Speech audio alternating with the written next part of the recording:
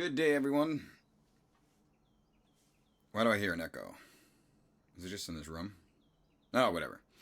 Okay, so today's episode, what we're going to focus on is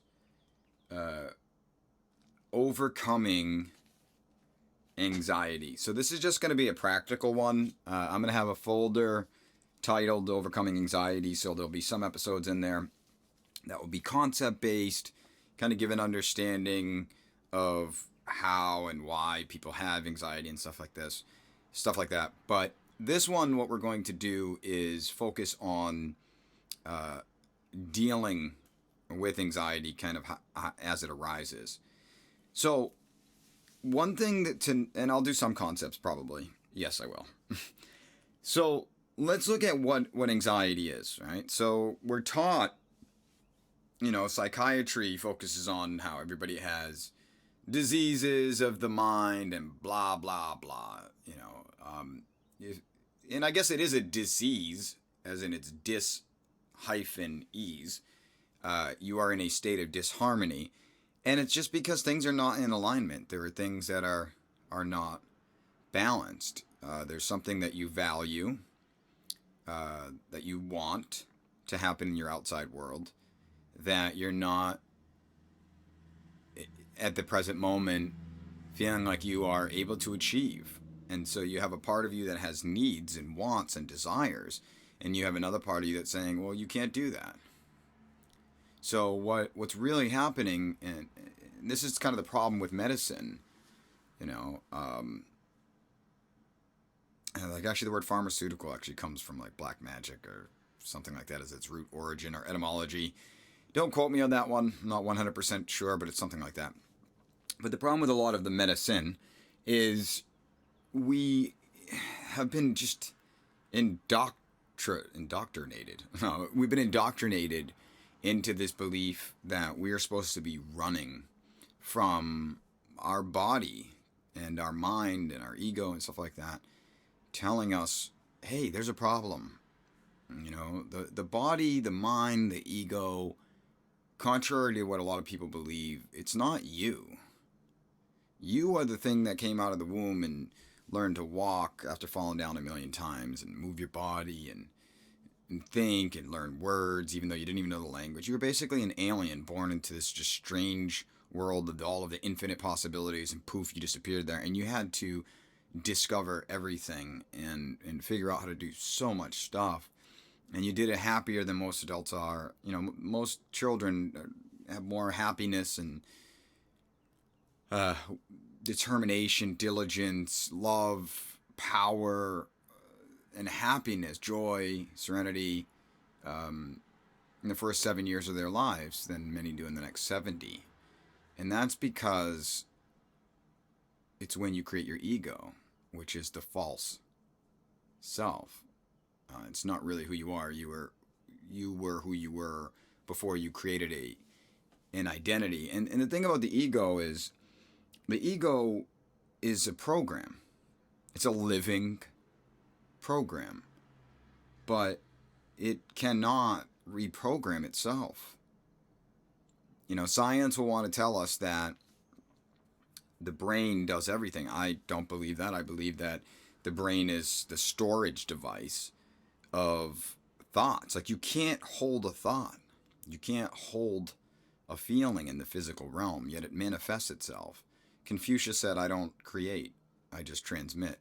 And that's what I believe. I believe that there are other realms, dimensions, the realm of thought, the realm of emotion, and it's from that radiates outwards, projects into this world of matter. And the world of matter is kind of a reflection of those other higher realms, dimensions, whatever you want to call them, of what you really are. And so the ego has a purpose. The body has a purpose. They are instruments that the true us has the ability to completely control and make into like our avatars. I don't know if any of you guys ever played the Sims games or World of Warcraft or I don't know, can't think of any other ones right now, but there are these games and you have your characters and they get experience points and You go and you earn things, you get new weapons, or you get new clothes, or you buy a new house and stuff like that. And that's how I look at life now. That it's like that. And that my ego and my body is kind of like my avatar. And it's wonderful. It's how we can express ourselves and give meaning. I say that your ego and your past and your illusions of limitations are not something to be run from. They're like your shadow, right? And you're always walking to grow. Every day you have grown more, or you should be growing more than the day before. So you are walking towards the light, which means the shadow is behind you, right? It's kind of like your reflection, your projection, or something like that. But anyways, so the problem is, in the Bible alludes to the fact that people are letting their tail be their head. And it's when you think that the body and the ego are the head and not the tail, not the shadow, and you expect them to change themselves. They're like in the mirror. It's like I said before in a previous podcast, when you look at your reflection as if it should be, if you have crumbs on your face and you look in the mirror, living your life expecting your ego to change itself, your body to change itself, without your thoughts, your values, and your belief systems changing within, whether you want to think it's inside of you in another realm, whatever you want to think, but it is different, right? Some people say the spirit, stuff like that. If you want to change the man in the mirror, you have to do it. The man in the mirror is just your reflection. It's useful to show you what you don't want, what is progressing, what isn't progressing, but it should definitely not be the one that you expect to make the changes. It's like Michael Jackson's song, I'm talking to the man in the mirror, asking him to change his ways. All right? So, in the Bible it says, seek and ye shall find, ask and the answer will be given, knock and the door will be open to you. The power of the question is your greatest tool as the soul in the middle, the conscious, whatever you want to call it. Without a question, the ego can't change. If you are thinking about a problem and there are not solution focused questions that you are providing, then it's not you thinking. It is a perfect calculation of everything you've ever experienced and your attachment to your ego, your identity, as thinking it is you and that there's nothing within you that's greater than you, that's beyond, as they say in the Bible, beyond your own understanding. You think you're thinking about your problems, but you are watching a projection from the egoic mind of fear that knows it doesn't have the ability to change it, and it is scared. And if you don't figure out a way to get out of that, yes, you will have quote-unquote anxiety. And yes, it will feel like it's something that you'll have forever and it will never go away. Einstein said, don't use the same mind that created the problem to solve it. Well, the guy's a genius. And again, I say this many times, genius came from the word genie, because people like him and those of us who utilize the power of questions are very well aware that we have another mind. It's connected to the universe.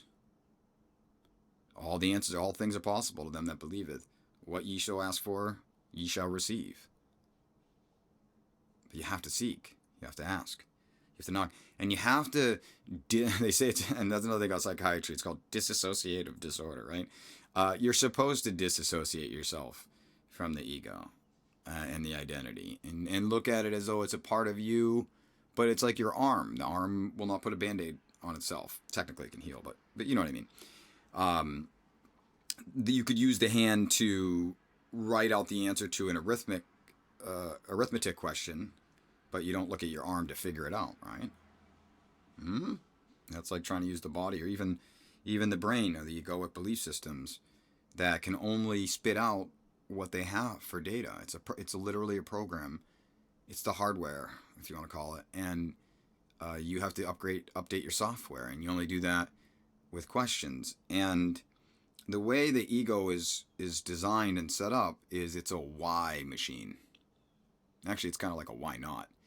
It is the fear aspect of yourself.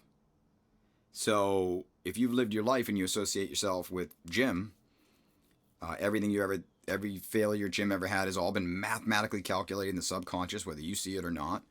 And it believes it's reality, so long as you think that it's the only part of you. So what we want to do is over time is we really want to separate ourselves into a holy trinity and understand what part of us is what. That's how you truly get in alignment, when you know which part of the body does which. You've already done it once, guys, as babies.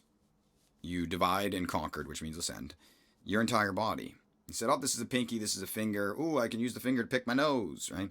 Or I can wave it my hand around. Ooh, I can do these intricate thought patterns, and then my hand will pick up a ball, and then I can throw it, and then I can build things. I can ride a bike. I can do all this amazing stuff. So that's what we're doing now, but now we're going to do it with our conscious. And now we need to unlearn some of the things that we've accepted and get back to who you truly were. If you think your ego is you, who were you before the ego? Who made the ego? You did. You just forgot who you were. So I'm going to keep this one kind of short. I'm going to try 15-minute episodes, see how that goes. So what I want to do is I want to give you guys a way that we can deal with some anxiety. This is just going to be a rough version of it, just some practical things. Think about, try it out yourself. Just kind of I'm just going to keep releasing these podcasts. You listen to the ones that you listen to. My goal is not to give anybody a specific course of action, like do this for the next 6 months every single day and you'll be fine. We are all different. And giving people answers isn't always the best thing, because they'll just get dependent on you giving them the answers. I have a different outlook than a lot of people do. I look at the world as getting all of my information from outside, and I know that there's the super powerful force of God within me that I can refer to when I need help. I'm in the middle, and then on my outside self is the body and the ego, and they're the ones that give me my purpose. So I look at my past, my ego, my body as my purpose. That's the gift that God gave me of a perfectly imperfect being, that I have the luxury, I have the benefit of being able to work with God, with the universe, to heal it. And the beautiful part is, as I heal it, it will radiate outwards and heal the world around me. And so I get to be a participant and an observer in the healing of the past, which is the purpose. So the purpose is for it to specifically be perfectly imperfect. You, I, we are all perfectly imperfect, connected to the perfection that is God, the universe. Everything in existence is perfect. And we are perfectly imperfect expressions of that. Because if something is perfect, there's nothing that can be created. So creations were made so that there'd be something to create, right? And give love to. And that's the whole point of everything, right? So what we're going to do here is, when you have a moment of anxiety, it's going to be because of three things. And I've said in my previous podcast, your feelings are the result of your values. So in the present moment, something happens and you feel bad. You feel bad because then let's say it goes outwards, right? So at the center is your belief in what you are or you are not. And then the next outer ring is the values that you hold, which are perfectly proportional to what you think you are and what you think you are not, right? And then the next outer ring is how you feel relative to those values being met, right? So if Bob thinks Jim thinks I am a guy who likes to save money, I'm frugal, but he also believes I'm not good at making money, I'm not good at handling stressful situations, about money. And this would all be just because of his experiences. This is all buried in his subconscious, right? Automatically. And he has all those. And then, so Bob thinks, so I'm not good at money, I'm this, I'm that.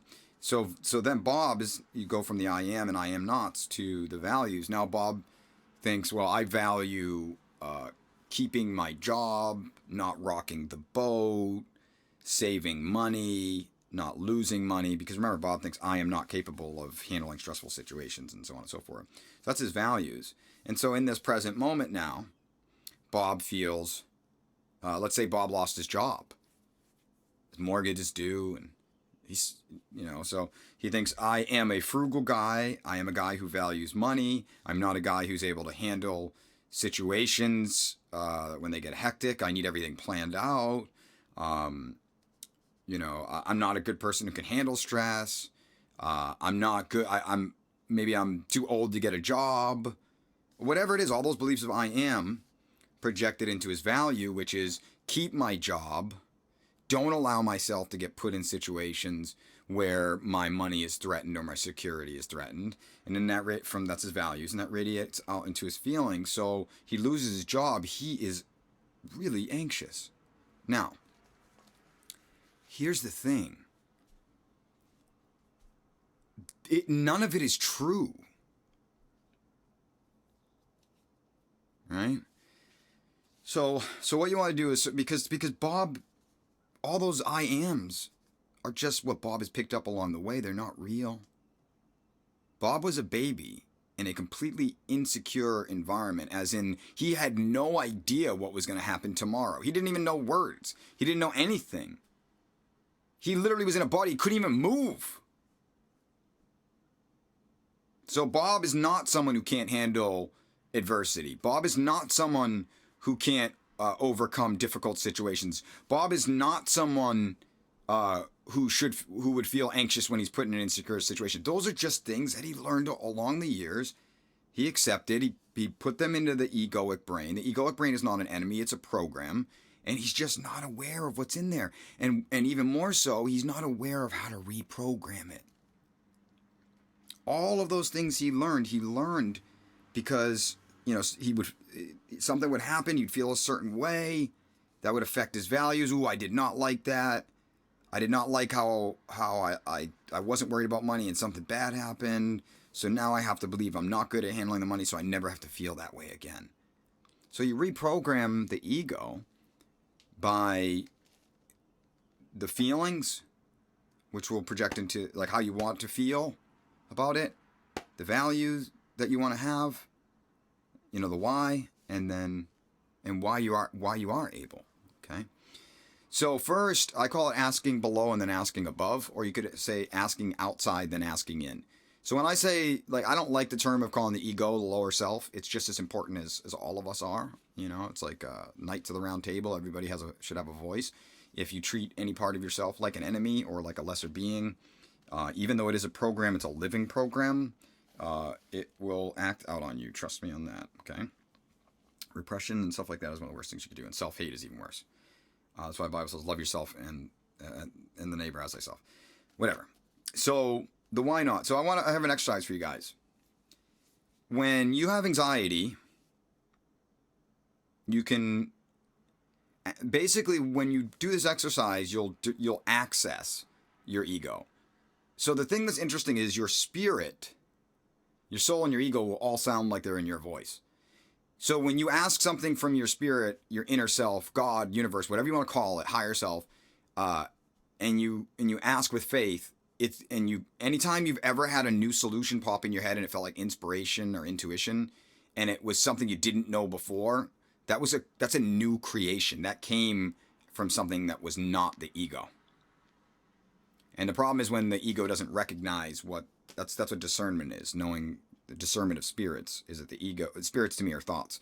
But is it the ego that's thinking this, or is it my spirit that's giving me a solution? Is it my intuition, or is it my instinct? Is it my fears, stuff like that? So what you want to do is you want to say, okay, talk, as crazy as it might sound, I use the term we when I refer to myself. I do. Because I'm just a composite of a bunch of thought forms that are within me,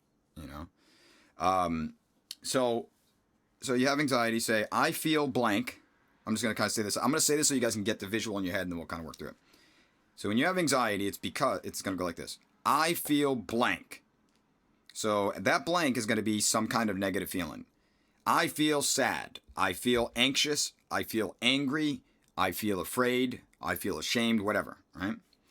I feel blank because I cannot blank.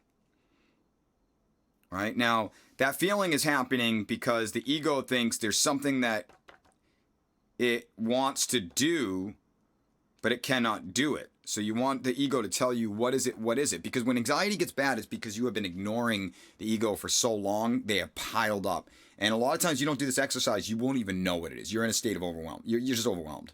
So it will tell you when you do this what it is that it thinks it needs to do. And then the next, so I feel blank, bad feeling, because I cannot do something, because I believed. I like saying believed. You don't want to project into the future. And words are very, very important. Those who live and die by the power of the tongue will eat the fruit thereof. Another Bible reference.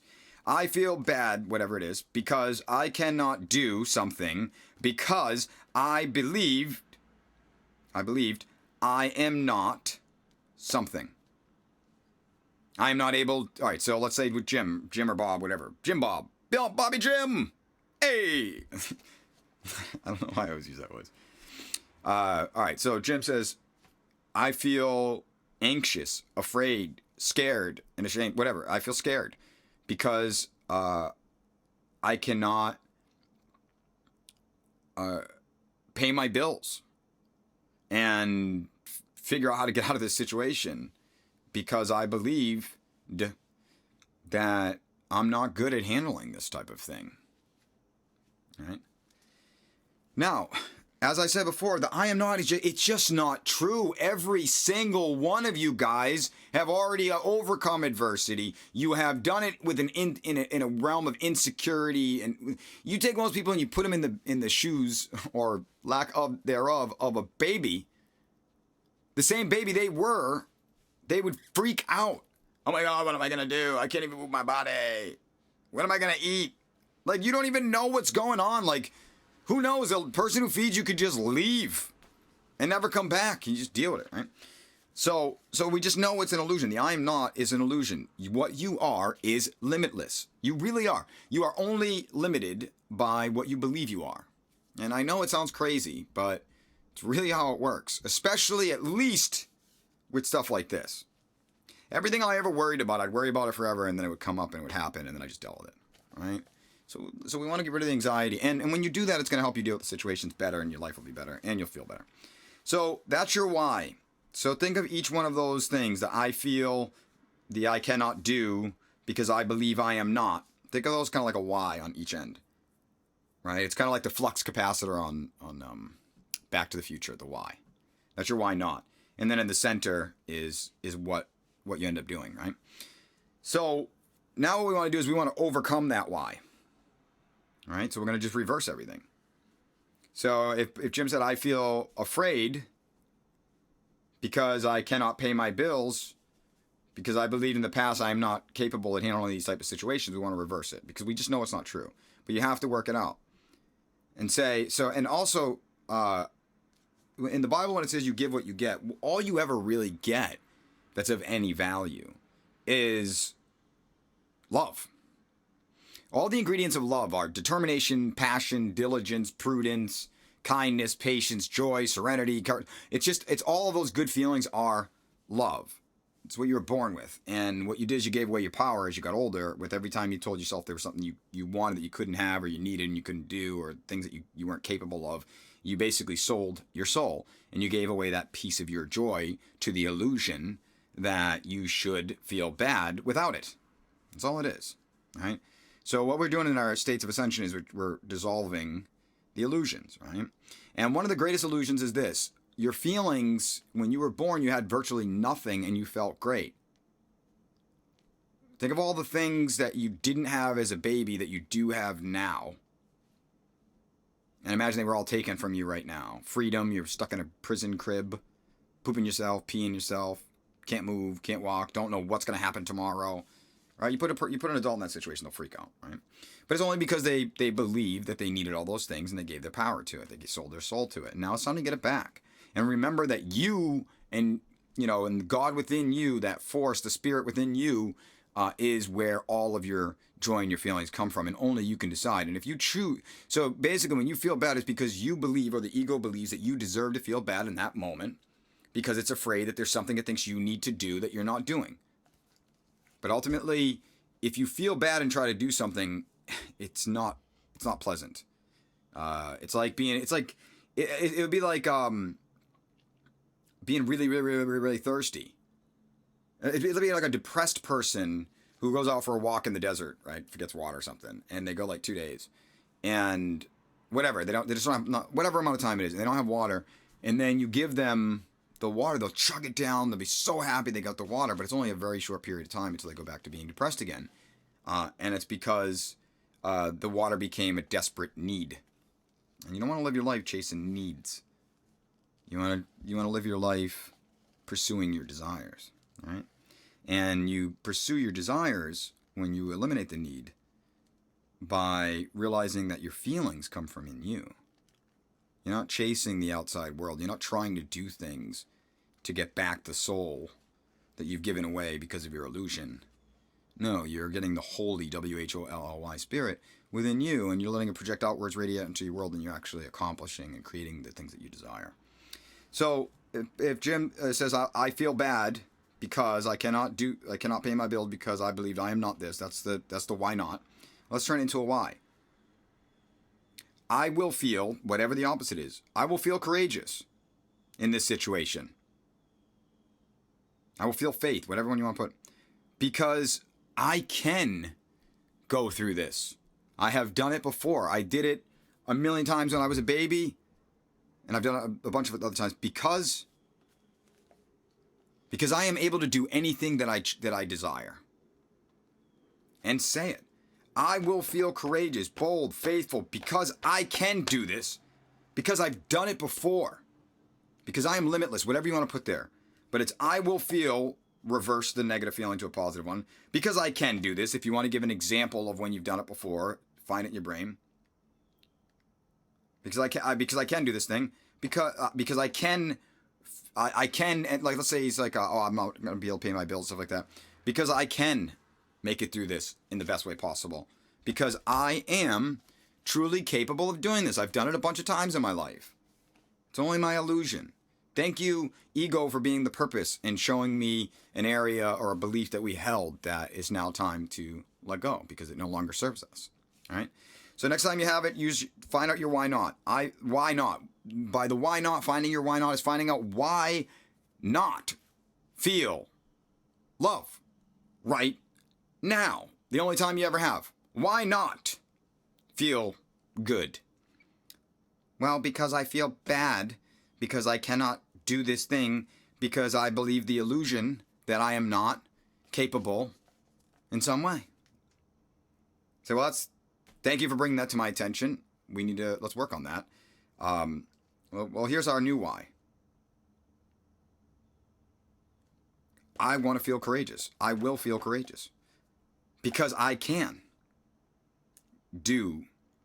get through this, whatever it is.